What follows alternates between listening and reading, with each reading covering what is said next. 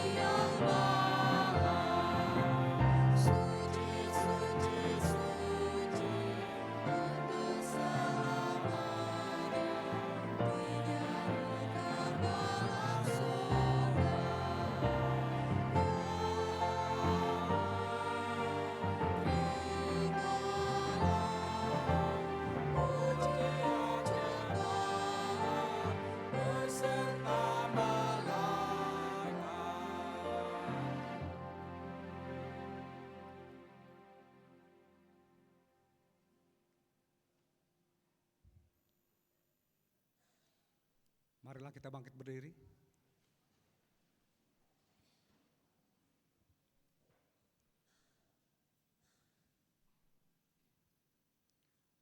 Di dalam nama Allah Bapa dan Tuhan Yesus Kristus, serta Roh Kudus, pencipta langit dan bumi. Amin. Barang siapa menang, ia akan kududukkan bersama-sama dengan aku di atas tahtaku, sebagaimana aku pun telah menang dan duduk bersama-sama dengan Bapakku di atas tahtanya. Haleluya, haleluya, haleluya.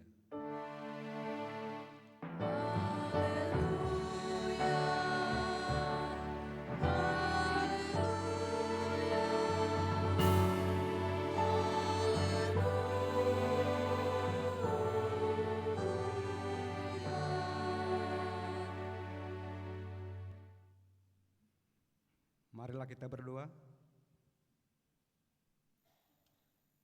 Ya Tuhan Yesus yang telah naik ke surga dan duduk di sebelah kanan Allah Bapa, saat ini kami merayakan kenaikan-Mu ke surga untuk menyediakan tempat bagi semua orang percaya. Kuatkanlah kami agar tetap percaya dan setia berpegang pada harta surgawi hingga memperoleh kehidupan yang kekal. Teguhkanlah iman kami supaya tetap berjaga dan waspada menantikan kedatangan-Mu kembali untuk menggenapi janji keselamatan. Amin. Jemaat duduk, kita bernyanyi. Bapak, Ibu, jemaat yang dikasihi Tuhan Yesus Kristus, kita puji Tuhan melalui lagu pujian dari Kidung Jemaat nomor 2 ayat 1 dan 2. Suci, suci, suci.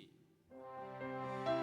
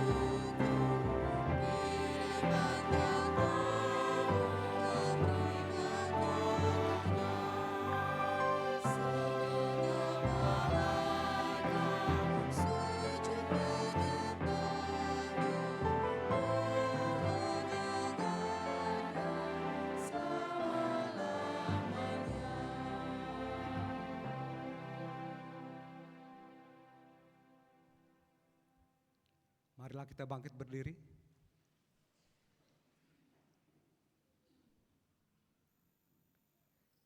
Kita berdoa kepada Tuhan Allah untuk mengaku dan memohon ampunan dosa kita.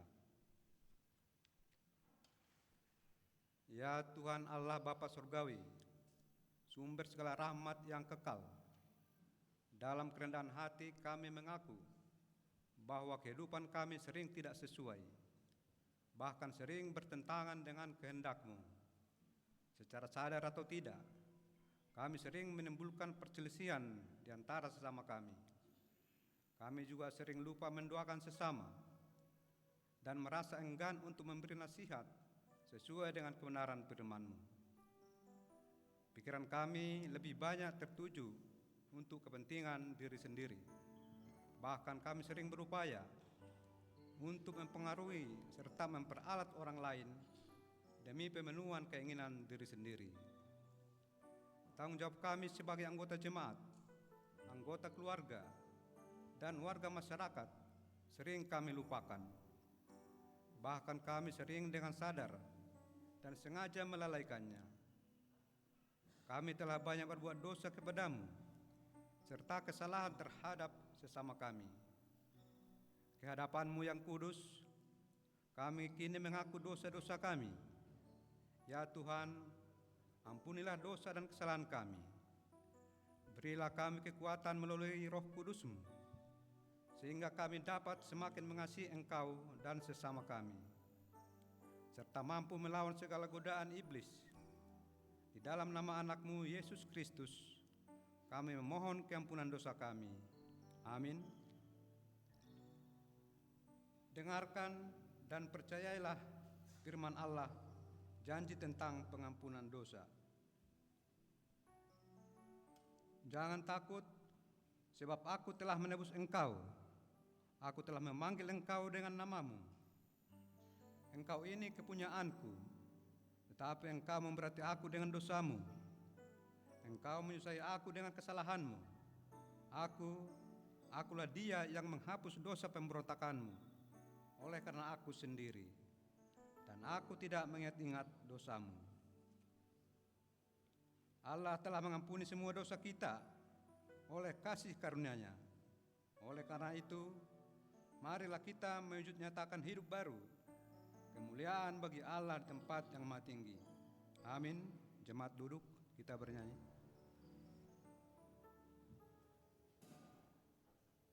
Bapak, Ibu yang dikasihi Tuhan Yesus Kristus, kita puji Tuhan melalui Kidung Jemaat nomor 29 ayat 1 dan 2, di muka Tuhan Yesus.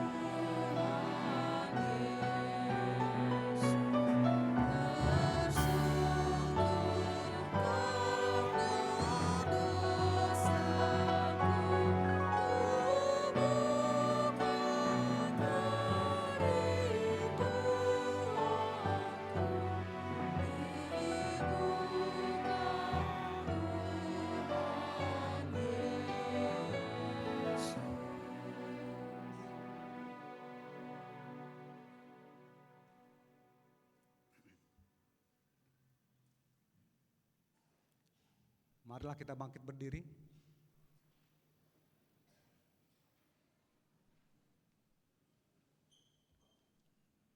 marilah kita mengikrarkan iman kita sesuai dengan pengakuan iman yang diikrarkan oleh segenap orang percaya di segala tempat dan sepanjang zaman. Aku percaya kepada Allah, Bapa yang Maha Kuasa, Kali langit dan bumi, dan kepada Yesus Kristus, Anaknya yang tunggal, Tuhan kita, yang dikandung daripada Roh Kudus, lahir dari anak darah Maria, yang menderita di bawah pemerintahan Pontius Pilatus, disalibkan, mati dan dikuburkan, turun ke dalam kerajaan maut, pada hari yang ketiga bangkit pula dari antara orang mati, naik ke surga, duduk di sebelah kanan Allah, Bapa yang Maha Kuasa, dan akan datang dari sana untuk menghakimi orang yang hidup dan yang mati. Aku percaya kepada Roh Kudus, gereja yang kudus dan am, persekutuan orang kudus, pengampunan dosa, kebangkitan daging, dan hidup yang kekal. Amin. Jemaat duduk, kita bernyanyi. Bapak, Ibu yang dikasihi Tuhan Yesus Kristus, sebelum kita bernyanyi, kita mendengarkan persembahan pujian. Yang pertama dari remaja pemuda Samuel Damanik dan Putri Kirana Sijabat. Yang kedua, persembahan pujian dari seksi Bapak. Yang pertama, Samuel.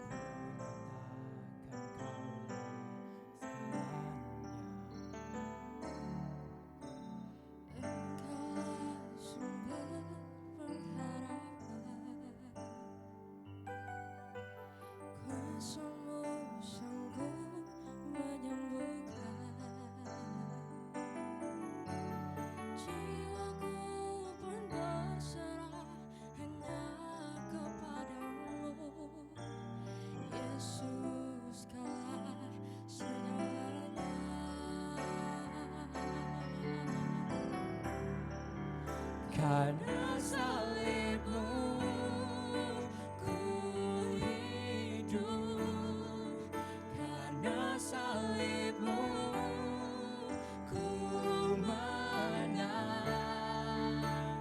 Engkau yang berkuasa, sanggup untuk melakukan mujizat-Mu di hidupku.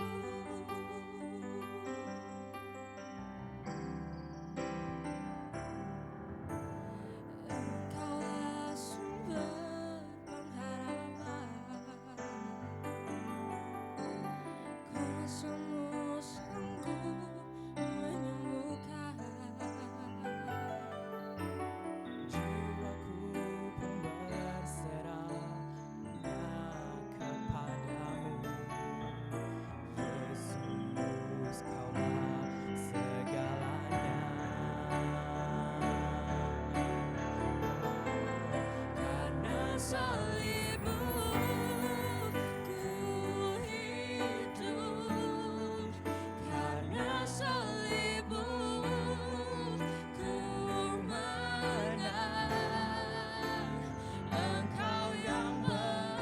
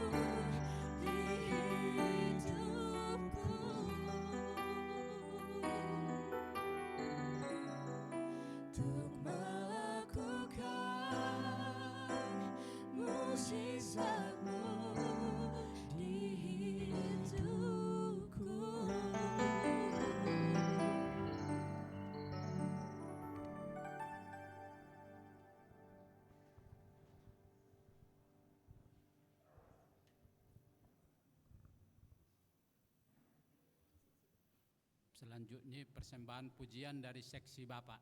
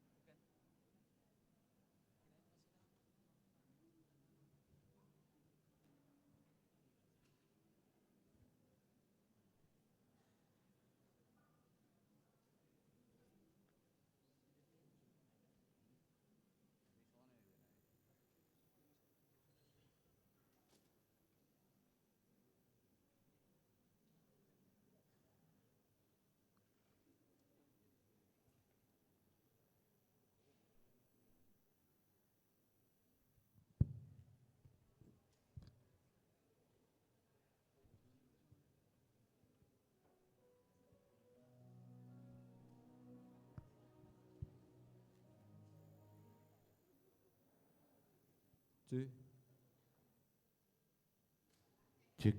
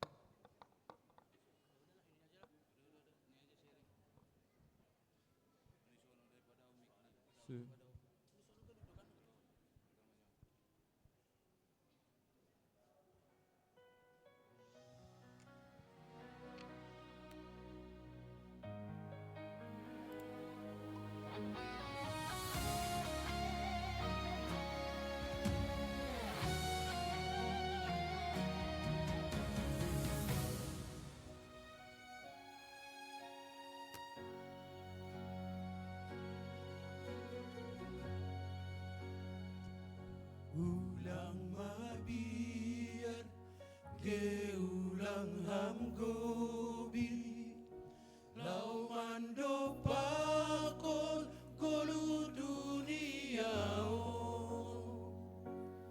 Tuhan Yesus ben hamba darbadarmu tarudo kuasa di duniao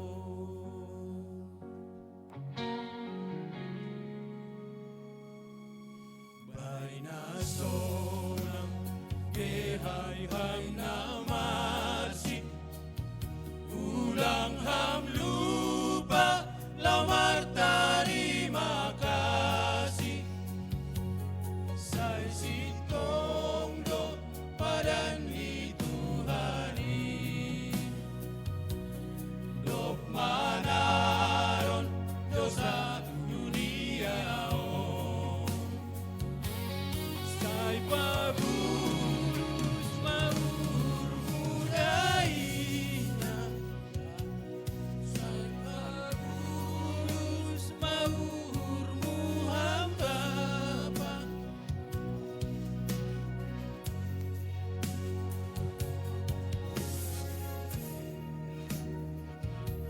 Ulang ham soya manaro ninggalu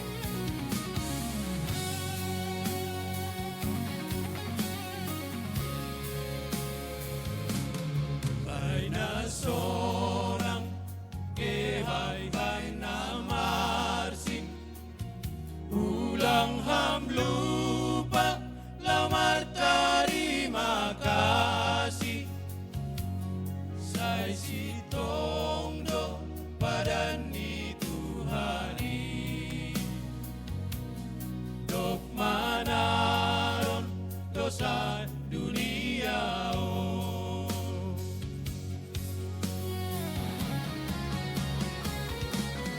Sai Pabulus maur mudaina Sai Pabulus maur muhamba Sai kawakon matuhan Yesus ulang ham soya manaronin kanu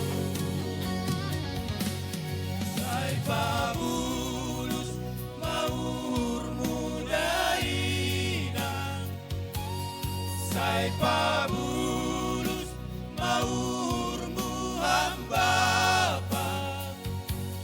Sai kawakon matuhan Yesus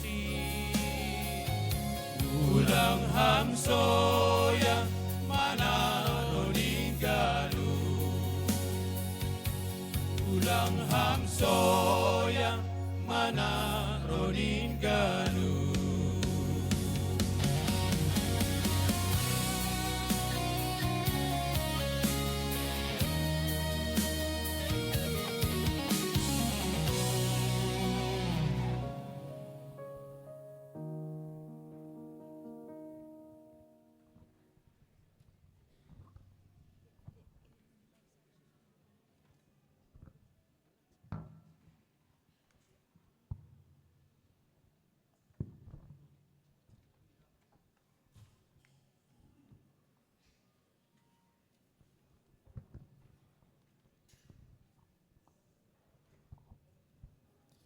Terima kasih kepada dua pujian tadi yang sudah dipersembahkan untuk memuji Tuhan.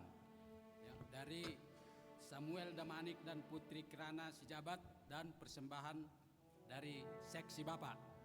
Sebelum kita mendengarkan khotbah dari Inang Pendeta El Parini Purba, kita naikkan pujian dari Kidung Jemaat nomor 280 ayat 1, 2 tambah 3.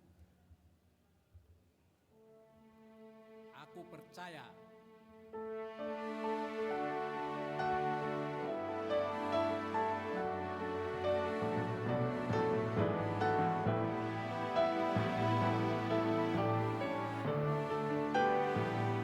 Aku percaya Allah yang kekal, yang oleh sabda kita kenal, Bapa pencipta alam semesta, yang mengasihi manusia. Aku percaya Putra Tunggalnya yang disalibkan di Golgota, yang dari kubur bangkit dan menang, naik ke sorga dalam terang.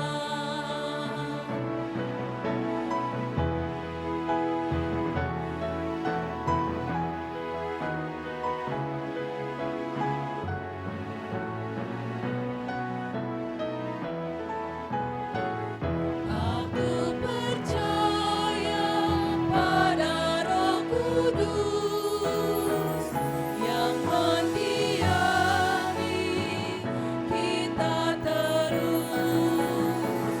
Aku percaya gereja yang esa, ku jadi suci di dalamnya.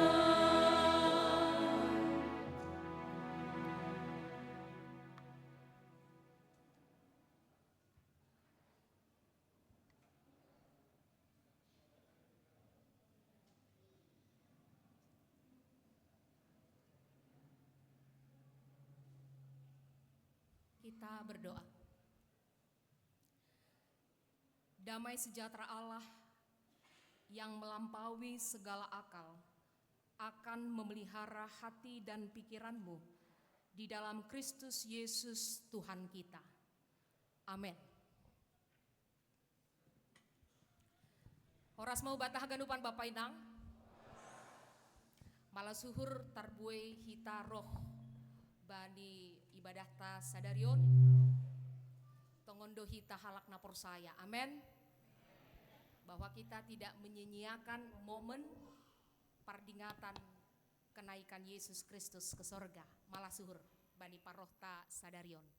Ibu bapak saudara yang terkasih dalam Kristus Yesus, firman Tuhan bagi kita hari ini dalam momentum kenaikan Yesus Kristus ke sorga, yaitu tertulis di dalam Kisah Para Rasul 1 ayat 1 sampai dengan ayat yang ke-11. Mari kita buka Alkitab kita masing-masing.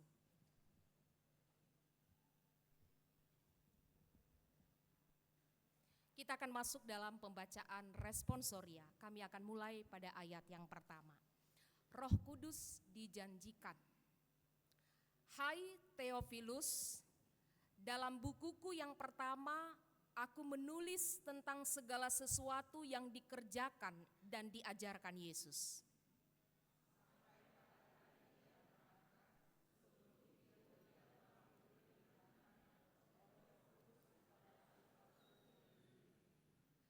Kepada mereka ia menunjukkan dirinya setelah penderitaannya selesai, dan dengan banyak tanda ia membuktikan bahwa ia hidup, sebab selama 40 hari ia berulang-ulang menampakkan diri dan berbicara kepada mereka tentang kerajaan Allah.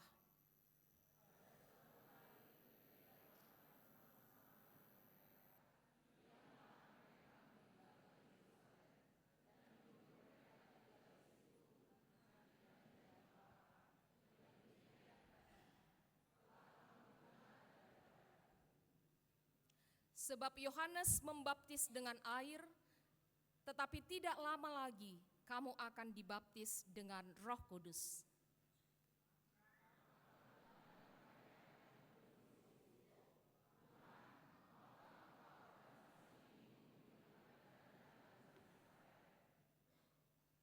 Jawabnya, engkau tidak perlu mengetahui masa dan waktu yang ditetapkan Bapa sendiri menurut kuasanya.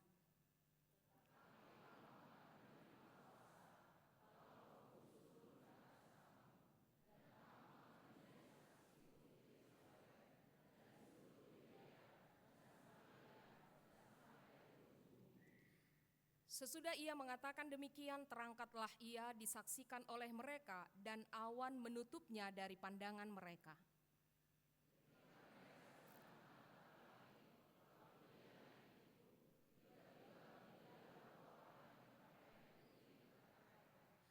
Dan berkata kepada mereka, hai orang-orang Galilea, mengapakah kamu berdiam diri, melihat ke langit?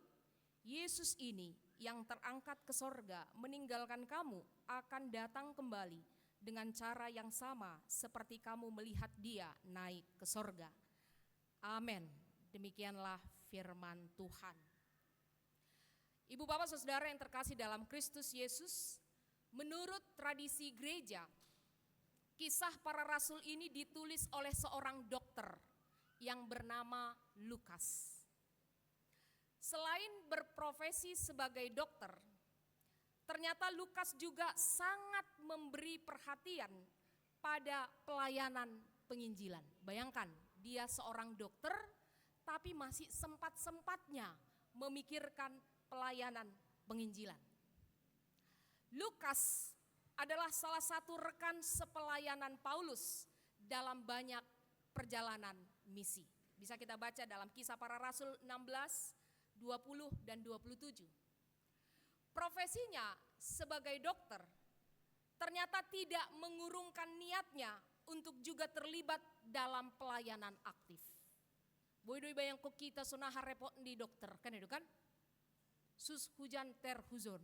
Nah, tapi ternyata Lukas walaupun profesinya dokter, dia masih sempat-sempatnya memikirkan arus perkembangan pelayanan penginjilan pada masa itu. Profesinya sebagai dokter ternyata tidak mengurungkan niatnya untuk ambil bagian dalam pekerjaan Yesus. Selain berprofesi sebagai dokter, dia juga sebagai penginjil yang aktif. Ternyata Lukas juga sebagai seorang yang piawai menulis. Jadi Lukas itu dokter, penginjil, tapi sekaligus penulis. Nah, terbukti ada 2 karya tulisannya yang sangat membawa kita kepada kebenaran Yesus. Yaitu 2 tulisan Lukas adalah Lukas, Injil Lukas dan Ise. Kalau guru sekolah minggu harusnya sudah tahu ini kan gitu ya. Kisah Para Rasul, apalagi kita parhorzani guru ya kan, tiap minggu udah kita sermon. Kan di sana ada banyak bahan sermon. Saya nggak tahu bahan sermon itu dikemanain ya. Nah, saudara, Lukas punya 2 karya yang luar biasa, yaitu Injil Lukas, menceritakan tentang kehidupan dan pelayanan Yesus di bumi, dan Kisah Para Rasul, menceritakan tentang perjalanan para rasul dalam memberitakan Injil Kristus. Jadi kalau Injil Lukas berbicara tentang perjalanan Yesus Kristus di bumi, Kisah Para Rasul sama seperti namanya juga Kisah Para Rasul. Berarti menceritakan sejarah perjalanan rasul-rasul dalam membentuk gereja-gereja melalui pekerjaan Roh Kudus. Dan kedua kitab ini ternyata dituliskan oleh Lukas secara apik dengan sistematika penulisan yang jelas dan tata bahasa yang pas.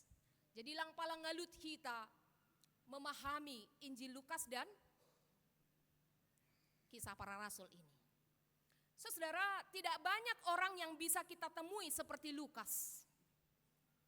Dokter, penginjil, penulis, Bani Ganup, kan itu kan? Dia bisa nyembuhin orang melalui karunia penyembuhan yang ada padanya. Dia bisa mengajar dan dia juga bisa menulis. Ada orang pintar ngomong, ya. Ada orang yang pintar berbicara, pintar berpidato, pintar ngomong, tapi tidak pintar menulis. Ada orang yang pintar menulis, tapi enggak pintar ngomong. Ada orang yang pintar keduanya, dia bisa nulis dan dia juga bisa ngomong dengan baik. Tapi ada juga orang yang enggak pintar dua-duanya, enggak pintar nulis, enggak pintar ngomong. Karena memang talentanya bukan di situ. Bukan berarti dia tidak punya karunia, kan begitu ya? Nah, saudara, dari Lukas ini setidaknya kita bisa belajar bahwa profesi, pekerjaan, dan pelayanan kepada Tuhan bisa berjalan bersama-sama. Lukas tidak meninggalkan profesinya, tapi Lukas juga tidak meninggalkan panggilan hati nuraninya untuk mengabarkan Yesus Kristus. Saudara, mengapa Lukas bisa sejauh itu? Karena dia punya apa? Punya niat. Kan itu kan? Lukas itu punya niat. Kalau sudah bicara niat, yang susah pun bisa jadi mudah. Yang jauh pun bisa jadi dekat. Yang tak mungkin pun untuk dikerjakan, ipar palapalai mak, sonaha ase sanggup. Itulah kalau sudah niat. Tapi kalau sebaliknya, kalau sudah tak niat dari awal, nah hapinita memang gak akan pernah dikerjakan. Yang mungkin kian hinando, gak bilang mungkin. Kan begitu ya? Makanya niat itu penting. Apalagi niat baik. Niat baik kita belajar dari Elihu, si Basaon Minggu Nasalpu, kita belajar dari Elihu, niat baik aja nggak cukup. Niat baik juga harus disertai dengan pendekatan yang benar, kan gitu ya. Niat Elihu kan baik, ya kan. Niatnya kawan-kawannya si Ayub kan baik, tapi nggak disertai dengan pendekatan yang benar. Elihu lebih muda, tapi pendekatannya lebih bijaksana. Elihu lebih muda, tapi pendekatannya lebih pas dengan Ayub. Sehingga Ayub bisa melihat, menyadari hal-hal yang selama ini tidak dia sadari. Jadi perlu niat Bani Goluhon. Nah, saudara, dari Lukas kita pun belajar bahwa ilmu pengetahuan, kecerdasan dunia tidak selamanya bertentangan dengan iman. Lukas berpengetahuan, tapi pengetahuan itu tidak membuat dia jauh dari Tuhan, tapi justru pengetahuan itu membuat dia terpanggil melakukan misi Kristus. Dunia yang kita huni ini bukanlah dunia yang kekurangan orang pintar. Bahak dohalak na malo-malo itanohon. Ay doa saya dong istilah malo lang tergurui atau lang terajari ini kan. Jadi dunia kita tidak kekurangan orang pintar, tapi kekurangan orang beriman. Banyak orang yang otaknya menembus langit, tapi hatinya enggak sampai ke salib. Albert Einstein, misalnya, seorang jenius dunia, dia jadi ikon jenius. Fotonya dengan rambut acak-acakan, rambut yang cari sinyal sana sini, banyak ditempel di kamar-kamar anak sekolah. Kan itu kan? Einstein seolah menjadi ikon kejeniusan dunia. Karena kecerdasannya, Einstein menerima hadiah Nobel tahun 1921, dan berkat kecerdasannya, dunia bisa bikin bom atom, dunia bisa kirim satelit ke ruang angkasa, bahkan kita punya GPS di handphone kita masing-masing, itu juga ternyata adalah buah dari kecerdasan seorang Albert Einstein. Saudara, Albert Einstein seorang Yahudi brilian tapi tak beriman. Dia tidak percaya pada Tuhan. Baginya Tuhan itu Spinoza. Apa itu? Tuhan adalah alam semesta itu sendiri. Jadi si Einstein tidak percaya ada Tuhan. Bagi Einstein yang menjadi Tuhan adalah alam semesta itu sendiri. Itu berarti manusia juga dimungkinkan untuk menjadi Tuhan karena manusia adalah bagian dari alam semesta. Einstein menghormati Yesus sebagai sosok yang bercahaya, sosok mulia, tapi hanya sebatas guru moral. Dia tidak mengakui Yesus sebagai juru selamat. Nobel memang bisa di tangan, rumus di kepala, tapi tak ada darah Kristus yang membasuh dosa-dosanya karena dia tidak percaya. Bukan karena Yesus tidak mau menyelamatkan, tapi karena Einstein menolak untuk percaya. Einstein percaya hukum gravitasi, tapi Einstein tidak percaya hukum anugerah. Baginya Alkitab hanyalah legenda primitif. Jangan sampai kita berpikir seperti Einstein ya Bapak Inang, terlebih nasiam, kangula muda.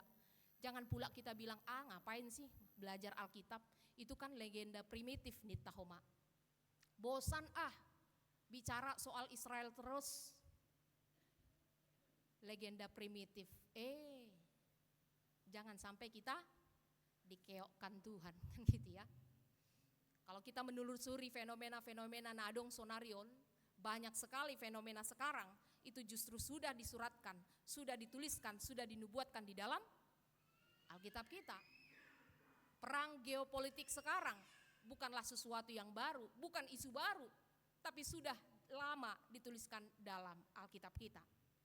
Jadi janganlah kita berpikiran seperti Einstein bahwa Alkitab adalah legenda primitif, tapi Alkitab adalah buku yang akan berlaku sepanjang segala masa. Alkitab menceritakan banyak rema-rema baru yang tidak terbatas, dan itu adalah buah dari pekerjaan Roh Kudus. Saudara, dalam Kristus Yesus, jadilah kita seperti Lukas, pintar, berpengetahuan, tapi takut akan Tuhan. Ambil bagian dalam pelayanan Tuhan.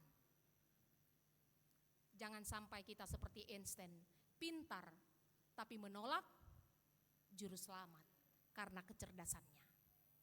Sebab di hari penghakiman nantinya, Tuhan tidak bertanya berapa besar karya tulis kita. Tuhan tidak bertanya berapa besar IPK-mu. Tuhan tidak bertanya berapa luas tanahmu, berapa unit mobilmu, berapa unit rumah kontrakanmu, berapa banyak dokumen tanahmu. Tuhan gak pernah tanya itu di hari penghakiman. Yang Tuhan tanya adalah, apakah aku mengenal engkau? Aidonei sukunai bata-bata. Saudara, kisah para rasul ini ditujukan Lukas kepada seorang beriman yang bernama Theophilus. Seorang petobat baru yang sedang belajar iman Kristen. Itulah Theophilus. Theophilus adalah pejabat pemerintah Romawi yang berpangkat tinggi, bangsawan, punya pengaruh, tapi dia tertarik mempelajari Yesus Kristus. Theophilus adalah seorang yang kaya raya, pejabat, punya pengaruh, dan tergerak untuk mendukung pelayanan. Saudara, dunia kita tidak kekurangan orang kaya. Kalau tadi dunia kita tidak kekurangan orang pintar, kan gitu ya, tapi kekurangan orang beriman. Kali ini kita belajar dari Theophilus bahwa dunia kita tidak kekurangan orang kaya, tapi kekurangan orang peka. Sekali lagi, kekurangan orang peka. Banyak orang kaya yang mendukung pelayanan, kita akui itu. Tapi ternyata kalau kita berani jujur, lebih banyak orang kaya yang tak peduli dengan pelayanan. Theophilus, seorang yang kaya, pejabat, punya pengaruh, tapi mau memberikan diri mendukung pelayanan. Saudara yang terkasih dalam Kristus Yesus, Lukas merasa perlu merangkul seorang seperti Theophilus. Ayo saya sebut nukanai bani ayat na perlobekan. Hai Theophilus, dalam bukuku yang pertama aku menulis tentang segala sesuatu yang dikerjakan dan diajarkan Yesus. Dalam bukuku yang pertama, berarti dalam buku Lukas. Dan di Lukas juga ada perkataan seperti ini. Hai Theophilus yang mulia. Ini. Jadi Lukas ini merasa perlu merangkul seorang seperti Theophilus. Ya, bukan karena Lukas penjilat. Mentang-mentang Theophilus orang kaya, ya kan? Punya banyak harta, punya pengaruh, punya kedudukan. Bukan berarti Lukas seorang penjilat. Tapi karena Lukas sadar bahwa penginjilan pada masa itu sangat membutuhkan strategi. Theophilus punya posisi dan punya pengaruh di pemerintahan Romawi. Setidaknya dengan merangkul seorang seperti Theophilus, setidaknya dapat mempermudah penyebaran Injil di tanah pemerintahan Romawi. Kan itu kan? Kalau kita ingin menguasai sesuatu, jamah malobei uluni, kan itu kan? Maka ekor badan akan ngikut. Tapi kalau kita pegang ekornya belum tentu kepalanya ngikut. Nah, jadi kurang lebih strategi Lukas adalah merangkul para pemimpin, bukan untuk menjilat, tapi untuk mempermudah segala sesuatu dalam hal penyebaran Injil di tanah Romawi. Lukas juga merasa penting menyatakan Injil Kristus kepada Theophilus untuk memberikan penjelasan sistematis terkait ajaran Kristen. Siapa sebenarnya Yesus? Bagaimana ajarannya? Karena Theophilus belum tahu banyak tentang Yesus. Lukas juga merasa terpanggil untuk memberitakan Yesus kepada Theophilus untuk meyakinkan bahwa gerakan pemberontakan, bahwa kekristenan bukanlah gerakan pemberontakan melawan Romawi, tetapi kekristenan adalah gerakan kasih yang menyatakan penyelamatan kepada dunia ini. Tak kenal maka tak sayang, kan gitu ya. Kalau makin kenal pasti makin sayang. Anjing menggonggong karena tak kenal. Anggodo meitandai tutulang menggonggong. Nah, jadi Lukas juga penting merangkul Theophilus supaya setidaknya dari Theophilus ini pemerintah Romawi melihat kekristenan itu bukanlah gerakan yang perlu dicurigai, bukan gerakan pemberontakan seperti GAM atau Nadong Iace, tapi gerakan kasih, gerakan misi untuk menyatakan kasih Kristus. Saudara yang terkasih dalam Kristus Yesus, walaupun surat kisah para rasul ini, surat Lukas, memang secara pribadi ditujukan Lukas kepada Theophilus, kitab ini akhirnya dipakai oleh gereja di sepanjang segala masa. Jadi pembacanya meluas, bukan hanya Theophilus, tapi kita semua. Dari satu orang menjadi seluruh gereja, seluruh orang percaya di sepanjang sejarah. Karena itu Theophilus bisa dipandang sebagai penerima pertama sekaligus wakil dari semua orang yang ingin mengenal kebenaran tentang Yesus dan gereja mula-mula. Jadi Theophilus juga adalah kita. Ketika Lukas mengatakan hai Theophilus, ubahlah itu jadi nama kita, hai Situasianu, bahwa kita juga perlu dibenarkan oleh Yesus Kristus melalui penginjilannya. Saudara yang terkasih dalam Kristus Yesus, hari ini adalah hari peringatan kenaikan Yesus Kristus ke sorga. Dalam perikop ini Lukas menyatakan kepada kita bahwa sebelum Yesus naik ke sorga, ia telah terlebih dahulu mempersiapkan para muridnya selama 40 hari. Jadi sebelum Yesus naik, Yesus mempersiapkan, Yesus mendampingi para murid ini selama 40 hari. Sebelum dirinya benar-benar meninggalkan dunia ini secara fisik. Selama 40 hari, Yesus berulang kali menampakkan dirinya kepada para muridnya untuk membuktikan bahwa Yesus benar-benar bangkit seperti yang ia telah katakan sebelumnya. Yesus benar-benar bangkit dan dia membuktikan itu berulang-ulang selama 40 hari. Lang sukup pita sahali si Thomas persaya, lang sukup pita sahali si Petrus, si Yohanes, bahkan kita pun gak cukup kita sekali mendengarkan firman Tuhan. Mungkin kita sudah banyak kali mendengarkan firman Tuhan, kan? Ribuan kali, tapi acap kali kita mengalami jatuh bangun. Yesus tahu sisi manusia kita, karena itulah dia berulang kali menyatakan diri kepada muridnya selama 40 hari untuk meyakinkan kita bahwa Yesus itu benar-benar bangkit, berkuasa, berotoritas bagi setiap hidup orang percaya. Mengapa angkanya 40 hari? Kenapa enggak 60, kenapa enggak 100, kenapa enggak 4 hari aja dan lain sebagainya. Saudara, secara teologis angka 40 seringkali menggambarkan masa di mana Tuhan membentuk, menguji, mempersiapkan dan memurnikan umat atau hambanya. Angka 40 kalau kita mencermati Alkitab kita muncul berkali-kali dalam berbagai peristiwa penting di Alkitab. Biasanya setelah masa 40 terjadi perubahan, terjadi pemulihan, dan terjadi pengutusan, bahkan terjadi awal yang baru. Contoh misalnya peristiwa air bah pada zaman Nuh, 40 hari 40 malam. Peristiwa ini melambangkan penghukuman dosa atas dunia, pemurnian dunia. Jadi orang-orang berdosa itu itinupkon. Kemudian setelah 40 hari 40 malam terjadi awal kehidupan yang baru. Musa berada di Gunung Sinai 40 hari 40 malam. Selama masa itu Musa bersekutu dengan Tuhan, menerima hukum Taurat dan mempersiapkan dirinya memimpin Israel. Musa berusia 120 tahun dan selama 120 tahun itu hidup Musa dibagi dalam 3 fase. 40 tahun pertama hidupnya berada dalam persiapan di Mesir, ya kan?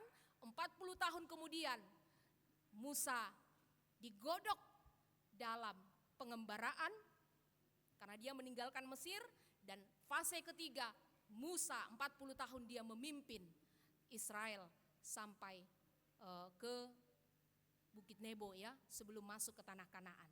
Jadi 40 tahun, angka 40 ini bermakna sangat teologis dalam konteks Alkitab kita. Kemudian Elia juga berjalan 40 hari menuju Gunung Horeb. Hal ini menunjukkan bahwa perjalanan Elia adalah sebuah perjalanan pemulihan, penguatan sebelum ia berjumpa dengan Tuhan. Yesus Kristus juga berpuasa 40 hari di padang gurun. Selama 40 hari Yesus dicobai oleh iblis, namun tetap taat kepada Allah. Masa persiapan sebelum Yesus menyatakan pelayanan publiknya kepada dunia. Jadi di 3 tahun pertama Yesus benar-benar menyatakan pelayanan publiknya kepada dunia, kan itu kan? Nah, kemudian Yesus juga menampakkan diri 40 hari setelah kebangkitannya. Sesudah bangkit, Yesus berulang kali menyatakan dirinya kepada murid-muridnya untuk mengajar, meneguhkan iman, dan mempersiapkan mereka menjadi saksi-saksi Injil. Saudara yang terkasih dalam Kristus Yesus, angka 40 mengajarkan kita bahwa Tuhan sering bekerja melalui proses. Di 40 tahun pertama fase hidup kita, Izai mahita bahak tumang pergolakan. Kan itu kan?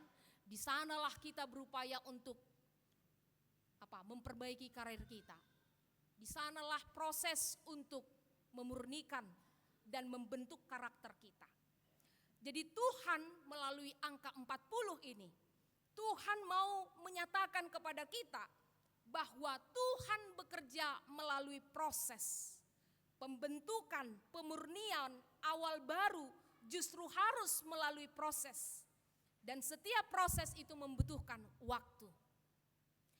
Kadang seseorang harus melewati padang gurun. Kadang seseorang harus melewati pergumulan. Kadang seseorang harus melewati terjalnya jurang selama masa 40 itu. Untuk menunjukkan, mempersiapkan kita pada hal baru, awal baru yang Tuhan persiapkan bagi kita. Saudara, tidak ada pertumbuhan, tidak ada keberhasilan yang tidak melalui proses. Ibarat seperti batang pohon, kalau ingin menjulang tinggi ke atas, maka batang pohon itu juga harus bertumbuh ke bawah. Akarnya harus mau bertarung dalam kegelapan. Akarnya harus mau bertarung dalam kelembapan. Akarnya harus mau bertarung dalam kekerasan sekalipun. Karena dia harus menembus segala ambang batas sampai dia benar-benar mendapatkan nutrisi untuk memberikan pertumbuhan ke atas. Sunaido homa bani guluhon Bapak Ina. Kalau kita mau sesuatu yang berharga, maka Yesus mau mengajarkan kita, masuklah ke dalam proses yang kadangkala tidak mudah. Memang tidak ada proses yang mudah, tapi yakinlah di balik sebuah proses yang tidak mudah itu, ada harga, ada penghargaan, ada reward yang akan Tuhan persiapkan sesuai dengan apa yang sudah kita kerahkan. Tugas kita hanyalah bersabar. Sabarlah Bani Haganupan proses perjalanan di 10 tahun. Ya. Tanpa banyak protes, ya kan? Apapun proses hidup kita, bersabarlah. Tanpa banyak protes. Karena kalau kita kebanyakan protes, maka proses akan semakin lama. Apa yang membuat Israel pada akhirnya berjalan 40 tahun, gak jadi 40 hari. Karena kebanyakan protes. Akhirnya Tuhan bilang, kayaknya gak cukup nih 40 hari. Lanjut 40 tahun. Jadi apapun pergumulan hidup kita, perjalanan hidup kita, jalo hamma, nerimo kata orang Jawa. Ya. Minimalisir keluhan dan perluaslah ketangguhan. Masuklah dalam proses yang sulit. Kita gak tahu takdir apa yang akan menunggu kita di akhir. Pepatah Tionghoa mengatakan, yin yin nan huo. Halangan itu pasti ada ujungnya. Seperti sebuah terowongan. Sepanjang-panjangnya terowongan pasti ada ujungnya. Sesakit-sakitnya kehidupan pasti ada ujungnya. Gak selamanya kita sakit. Maka telusurilah terowongan itu. Sekalipun gelap, sekalipun kita berada dalam ketidakpastian, teruslah berjuang. Karena kita gak tahu takdir apa yang menanti kita di ujung terowongan. Ada sebuah pepatah mengatakan, sekuat-kuatnya badai kehidupan menghantam hidupmu, jangan pernah sesekali lompat dari perahumu. Kita bayangkan kita berada dalam sebuah perahu dan kita menghadapi sebuah badai yang besar. Kalau kita melompat, itu sama dengan kita selesai. Kan itu kan? Jadi sekuat apapun badai kehidupan kita, jangan pernah berpikir untuk berhenti. Jalanilah proses itu, walaupun kelam, walaupun harus bertarung. Sabarlah. Orang Jepang mengatakan, gaman zuyoi. Tabahlah. Dan kitab Wahyu juga menyabarkan kita tentang teologi hupomone, teologi ketabahan. Sabar. Gaman zuyoi artinya orang yang kuat dalam menahan diri, bersabar, tahan dalam menghadapi kesulitan tanpa banyak keluhan. Itulah yang menyebabkan orang Jepang menjadi bangsa yang maju karena mereka tahan di dalam proses. Jadi Tuhan mau menyatakan kepada kita proses. Terimalah proses tanpa banyak protes. Yang kedua saudara, dalam perikop ini juga dituliskan bagaimana Yesus melarang para murid meninggalkan Yerusalem sampai janji Allah Bapa, yaitu turunnya Roh Kudus, digenapi. Yesus memberi perintah kepada para murid untuk sabar menunggu, sabar paimahon i Yerusalem, sampai pada akhirnya terjadi penggenapan pencurahan Roh Kudus, yaitu Pentakosta. Ayat 2 sobut bani ayat 8, tetapi kamu akan menerima kuasa kalau Roh Kudus turun ke atas kamu, dan kamu akan menjadi saksiku di Yerusalem dan di seluruh Yudea dan Samaria sampai kepada ujung bumi. Arti ini saudara, para murid tidak boleh melakukan penginjilan, tidak boleh melakukan kesaksian tanpa legitimasi dari Roh Kudus yang dicurahkan. Mereka tidak tahu pasti sampai kapan mereka harus menunggu pencurahan Roh Kudus itu. Tapi mereka diperintahkan untuk taat, sabar menunggu di Yerusalem dalam kurung waktu yang tidak tahu. Nah, hal ini bermaksud menekankan kepada kita betapa sebagai murid Yesus kita perlu taat.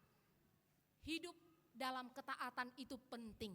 Sekalipun tidak pasti, sekalipun tidak tahu apa yang akan terjadi, tapi hidup taat dan tunduk kepada perintah Yesus itu penting dalam hidup kita. Mengapa kita tidak boleh mencuri? Taat, sekalipun ada godaan, kan gitu kan? Nah, saudara, para murid sempat salah paham, mengira bahwa kuasa yang dia berikan, kuasa Roh Kudus yang diberikan untuk kepentingan politik, yaitu membebaskan Israel dari penjajahan Romawi dan mendirikan kerajaan nasional, aima pemahaman Nisidea. Jadi mereka menerima curahan Roh Kudus supaya membentuk kerajaan nasional Israel. Yesus menjelaskan bahwa kuasa karunia yang diberikan bukan untuk kepentingan politis, bukan untuk membangun pemulihan kerajaan Israel, melainkan kuasa spiritual untuk memberitakan Injil Kristus. Seringkali juga kita berpikir sama seperti para murid.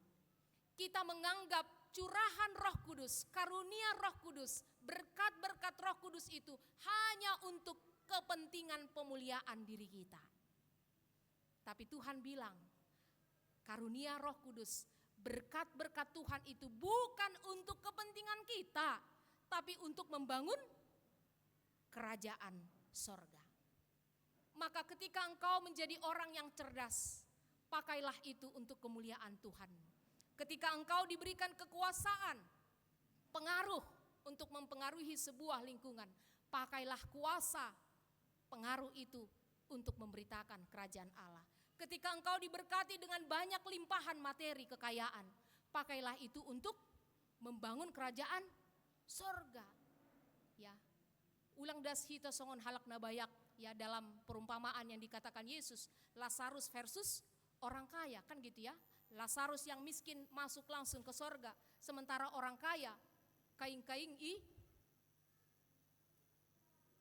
dunia orang mati, negara, kan ya, neraka. Nah, jadi apapun yang ada pada kita, ternyata hari ini mengingatkan kita, mau itu kecerdasan kek, mau itu popularitas kek, mau itu pengaruh kek, mau itu jabatan kek, pakailah itu untuk membangun kerajaan surga, bukan untuk membangun kepentingan diri sendiri. Saudara, Yesus melalui Roh Kudus menyertai kita, memberkati kita, memperlengkapi kita dengan segala karunia agar hidup kita menjadi hidup yang berdampak. Sama seperti para murid, mereka disuruh bergerak pertama-tama dari Yerusalem, kemudian bergerak ke arah regional yaitu Yudea dan Samaria, kemudian bergerak ke arah global yaitu ke seluruh dunia. Bahwa pelayanan pertama cakupannya adalah orang-orang terdekat kita, keluarga kita. Orang yang paling dekat, itulah ladang pelayanan yang semestinya kita dahulukan. Barulah kemudian bergerak ke arah regional yang lebih besar, yaitu Yudea dan Samaria. Barulah kemudian ke ujung bumi. Cakupan misi Allah jauh lebih besar dari sekedar misi politik. Cakupan misi Allah itu jauh lebih sekedar mengenyangkan kepentingan, keinginan kita. Kerajaan Allah harus lebih besar daripada keinginan kita. Bukan kita yang semakin besar, Tuhan yang semakin kecil, tidak. Tapi Tuhan yang semakin besar, kita harus semakin kecil. Nah, saudara yang terkasih dalam Kristus Yesus, melalui perikop ini, kita juga diingatkan bahwa Yesus mempersiapkan tempat di surga bagi setiap orang percaya. Yesus naik ke surga bukan tanpa tujuan, bukan karena kurang kerjaan, tapi Yesus naik ke surga untuk menyiapkan tempat bagi setiap orang yang percaya. Surga adalah tempat terbaik bagi siapapun. Surga penuh dengan sukacita, tidak ada lagi kesedihan, tidak ada lagi ketakutan. Ayo doa saya dong, haleluya maka tahun. Surga dong tujuan kin, sai nama si holurhin. Surga bukan dunia. Kalau kita jadikan dunia ini sebagai surga kita, mago nari mahita. Halani aha pelang terbuak kita, anggo das mapan orang nih. Pita sada hali 2 meter raido na ipake hita, lebih nyai tading do bata. Kan itu kan? Maka Yesus naik ke sorga untuk mempersiapkan tempat terbaik bagi setiap orang percaya yang setia dan yang tahan berproses. Yohanes 14 ayat 2 mengatakan, di rumah Bapakku banyak tempat tinggal. Jika tidak demikian, tentu aku mengatakannya kepadamu. Sebab aku pergi ke situ untuk menyediakan tempat bagimu. Yang ketiga saudara, Yesus tetap menyertai kita lewat Roh Kudus. Sekalipun Yesus telah naik ke sorga, tidak lagi terlihat secara fisik, tapi bukan berarti kuasa dan otoritas Yesus jauh dari kita. Ibarat seperti kita melihat memandang matahari yang tertutup oleh awan. Bukan berarti matahari itu tidak ada lagi. Matahari itu tetap ada sekalipun tertutup oleh awan. Demikian juga dengan Yesus.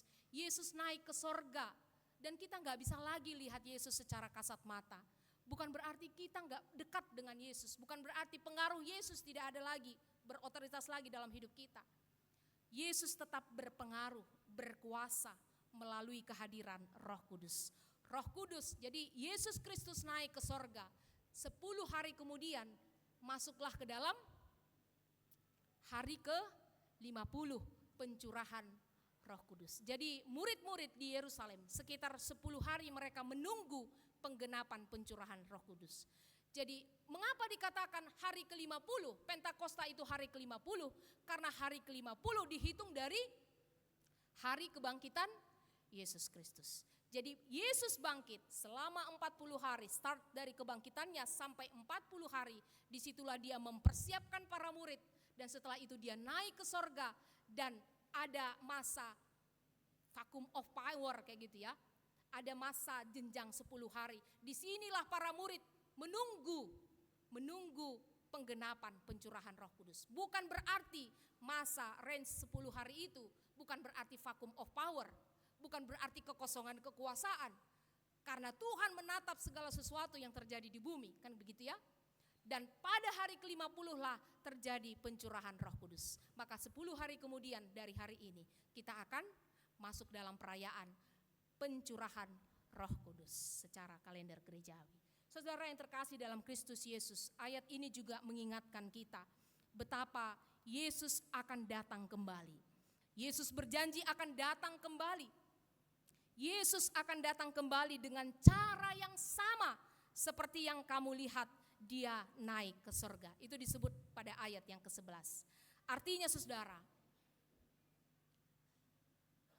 saudara, Yesus sudah naik ke surga dan dengan cara yang sama dia akan turun kembali menemui kita. Seperti seorang anak yang menantikan ayahnya pulang dengan sukacita, demikianlah kiranya orang percaya menantikan Kristus. Yesus akan datang kembali, berarti ajakan bagi kita untuk hidup berjaga-jaga. Kita nggak tahu pasti kapan Yesus datang dan dalam rupa seperti apa dia datang. Ipausih do paroh ni songon panak kuborngin. Kedatangannya akan tiba-tiba. Sehingga karena ketidaktahuan kita, maka kita diminta untuk terus berjaga-jaga dalam hidup. Hidup kita singkat. Hidup kita tidak tahu sampai kapan ambang batas keberadaan diri kita. Maka sebelum hal itu terjadi, sebelum garis finish itu terjadi, kerjakanlah, tunaikanlah tugas panggilanmu di gereja, di keluarga, di pekerjaan, maupun dimanapun kita berada. Amin. Tuhan Yesus memberkati. Kami bersyukur Tuhan ketika Engkau menyatakan kebenaran bagi kami. Kami imani bahwa perkataan demi perkataan bukanlah perkataan manusia, tetapi Engkau mau menyatakannya kepada kami, supaya kami bergerak, bergegas seperti seorang Lukas yang produktif dalam hidupnya. Dia tidak terbuai dalam pekerjaannya, tetapi dia tetap terpanggil untuk menunaikan tugas pelayanannya. Kami juga tergerak seperti seorang Theophilus, seorang yang berpengaruh, punya jabatan, tapi tidak jatuh dalam kesombongan. Theophilus justru memakai perannya, pengaruhnya, jabatannya untuk memperlancar penyebaran Injil Kristus. Tuhan, Engkau memanggil kami juga untuk terus bergerak. Tidak seperti para murid yang hanya terpaku melihat ke atas, tapi malaikat Tuhan menghardik mereka bahwa Yesus sudah naik dan saatnya lah mereka harus bergegas. Demikian juga dengan kami.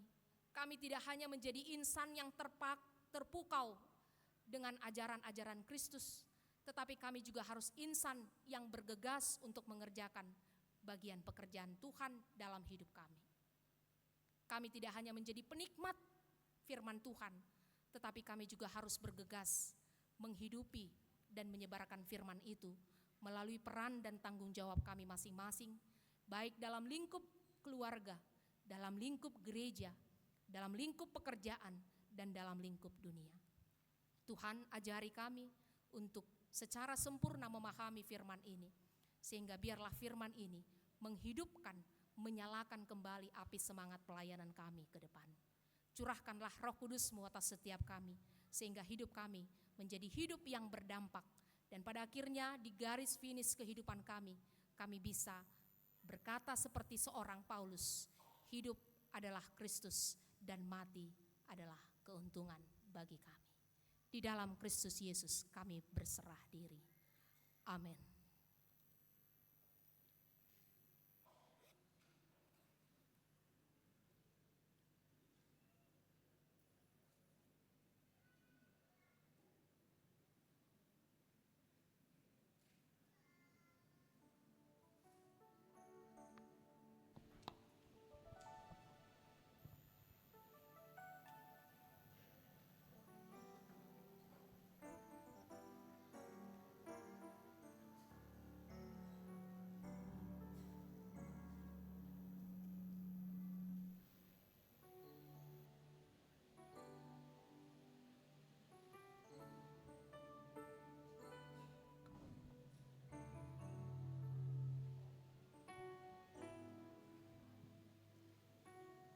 Sebelum mengumpulkan persembahan, marilah kita mendengarkan firman Tuhan yang menjadi dasar bagi kita untuk memberikan persembahan, yaitu yang tertulis di dalam 1 Tawarik 29 ayat yang ke-14 demikian.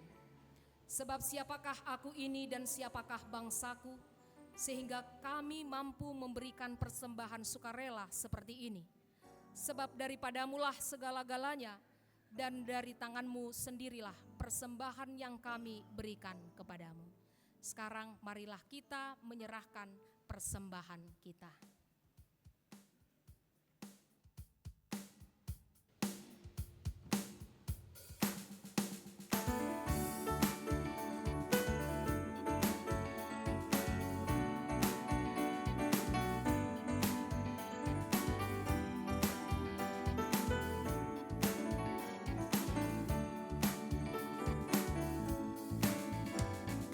Terima sukacita surga, itulah kekuatan bagi jiwa. Ku dapat rasakan kasih-Nya di tengah badai yang bergelora. Terima sukacita surga, itulah kekuatan bagi jiwa. Ku dapat saksikan kuasa-Nya, taklukkan badai yang bergelora. Haleluya, Kau ada dalam hatiku, takkan patah semangatku, takkan hilang kekuatanku. Haleluya,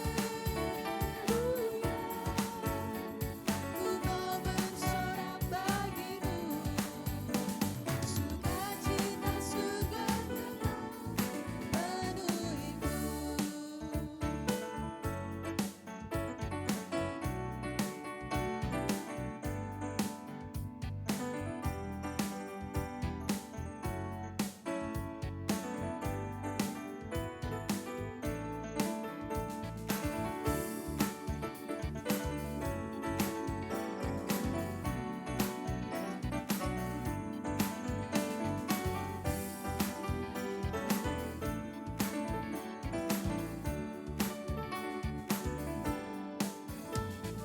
Terima sukacita surga, itulah kekuatan bagi jiwa.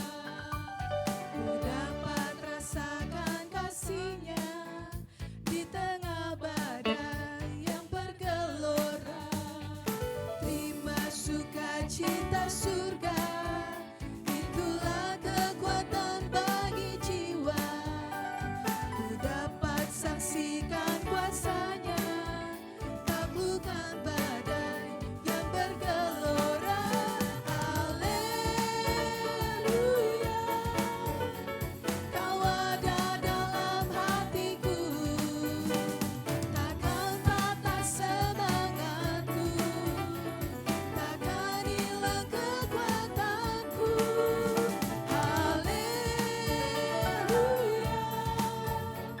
ku mau bersorak bagimu, sukacita surga penuhiku.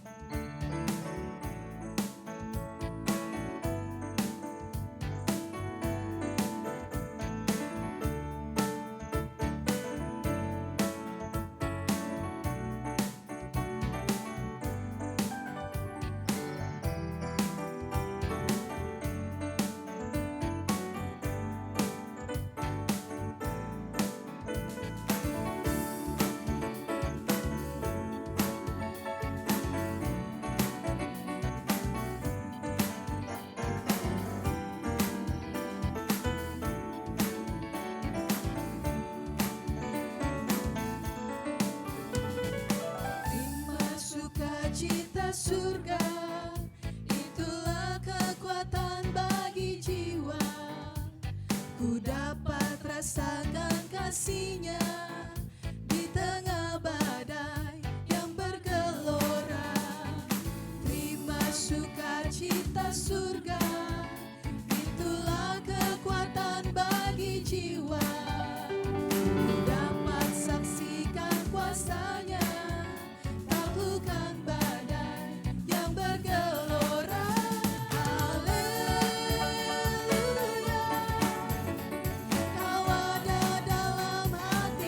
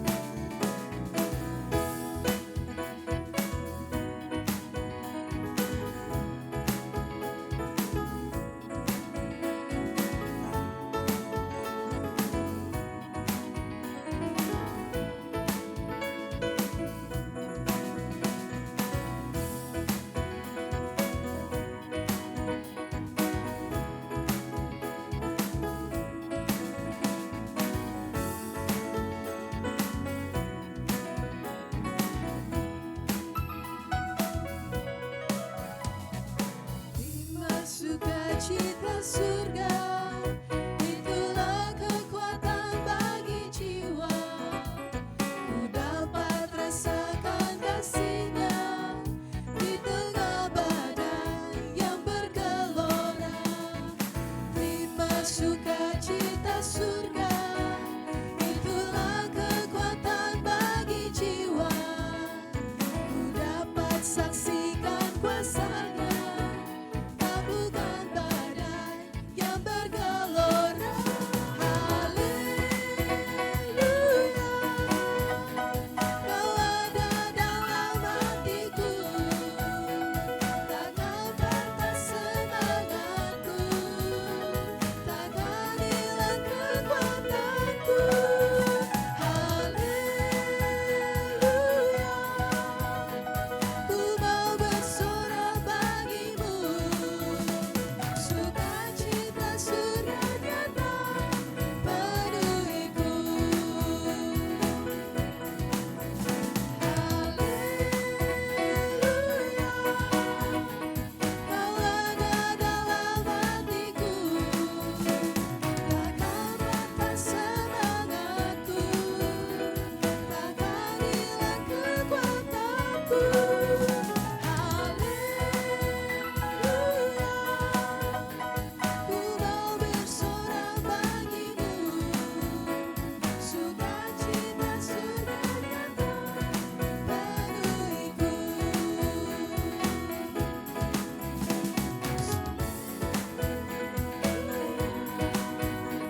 Kau ada dalam hatiku, takkan patah semangatku, takkan hilang kekuatanku. Haleluya,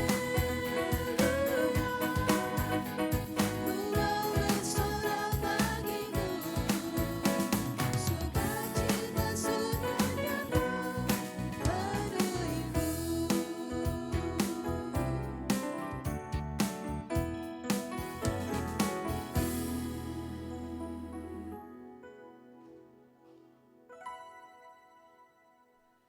Marilah kita bangkit berdiri. Marilah kita berdoa untuk menyerahkan persembahan kita kepada Tuhan.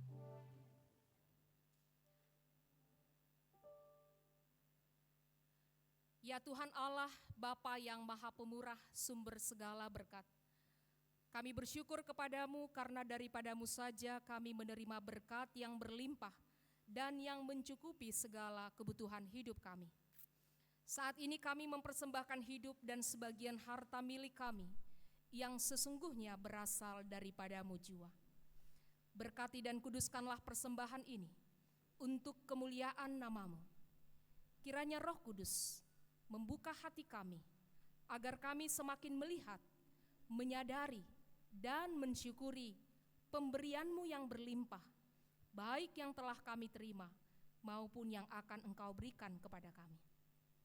Ajarilah kami untuk memberikan persembahan yang sepatutnya dengan hati yang tulus, sehingga persembahan kami menjadi persembahan yang benar di hadapan-Mu. Terimalah persembahan dan doa kami di dalam nama anak-Mu, Yesus Kristus, Tuhan kami. Amin. Hujan berkat kan tercurah. Hujan berkat kan tercurah, itulah janji hidup segar dari sorga kan diberi padamu. Hujan berkat-Mu, itu yang kami baru. Surah menetes berkat-Mu, biar tercurah penuh. Ya Tuhan Yesus yang telah naik ke sorga dan duduk di sebelah kanan Allah Bapa, kami sungguh-sungguh bersukacita karena Engkau telah menggenapi firman-Mu. Engkau telah naik ke sorga, tempat kemuliaan-Mu. Engkau telah dibangkitkan menjadi raja di atas segala raja dan menjadi imam besar yang membela orang-orang percaya supaya mewarisi hidup yang kekal. Berilah kekuatan kepada seluruh umat-Mu supaya setia dalam iman dan pengharapan kepadamu. Berkatilah jemaat-Mu dalam tugas pemberitaan Injil di tengah-tengah dunia ini. Ya Tuhan, Yesus Kristus, kasihanilah kami dan dengarkanlah doa kami ini. Amin. Bapa kami yang di sorga, dikuduskanlah namamu, datanglah kerajaan-Mu, jadilah kehendak-Mu di bumi seperti di sorga. Berikanlah kami pada hari ini makanan kami yang secukupnya, dan ampunilah kami akan kesalahan kami, seperti kami juga mengampuni orang yang bersalah kepada kami. Dan janganlah membawa kami ke dalam pencobaan, tetapi lepaskanlah kami daripada yang jahat.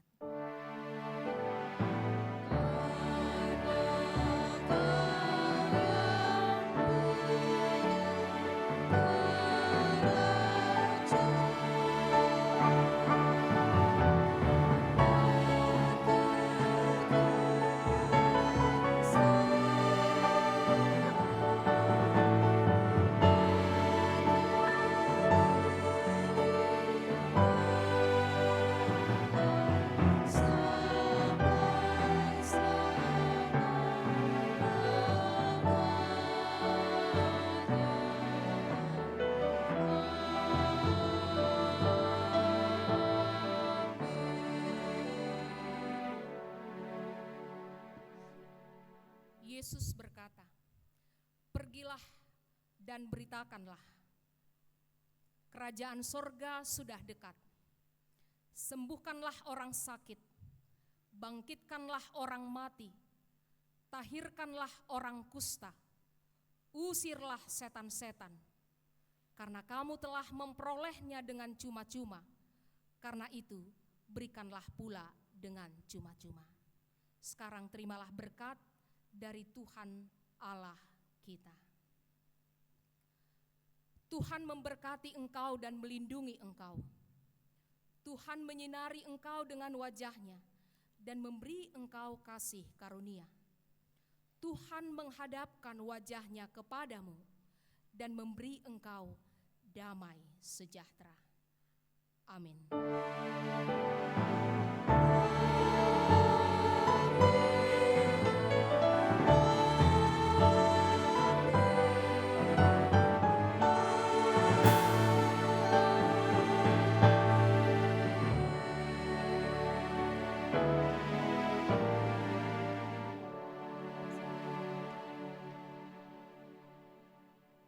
Selamat hari kenaikan Yesus Kristus bagi kita semua.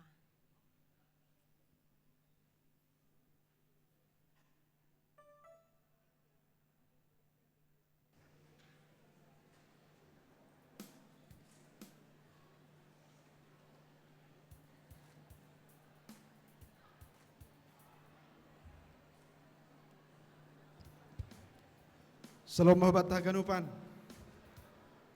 Salinari, salom mahubat haganupan. Selamat hari pernaik. Malasuhurta, domadiar mardalan kebaktian ta sadarion tene. Alanya terima kasih mahubat ganup nesiam namar tugas. Gebani panditata, para agenda, pendoding, song leader pakon ganup namar tugas tene. Saya lamin margogo mahita ibagas makorjaon horja planata tene. Otik tugas-tugas hubata, dop kosi selesai kebaktianon, ya dong kondo rapat pakon pengurus sekolah minggu, BPKSDM pakon badan litbang tene. Ase ulang betul bulak nasyam, merapat kita tokin iruang hasadaon. Terima kasih ma pemulak kita, ase ganup namar tugas ujom mahita, cerita salam hubani jemata. Tuhan memberkati.